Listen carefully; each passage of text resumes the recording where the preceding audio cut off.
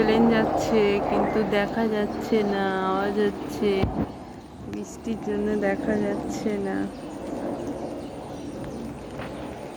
কি সুন্দর লাগছে, হালকা হালকা বৃষ্টি পড়ছে, কে শাঁখ বাজাচ্ছে।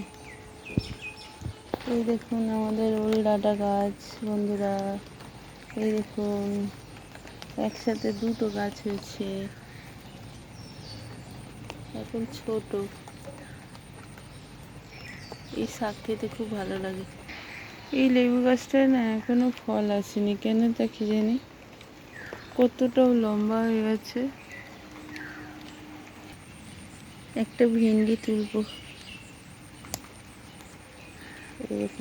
এই দেখুন এটা হচ্ছে ঘেটকুল পাতা শাক গাছ, অনেকেই খায়, আমরা খাই না।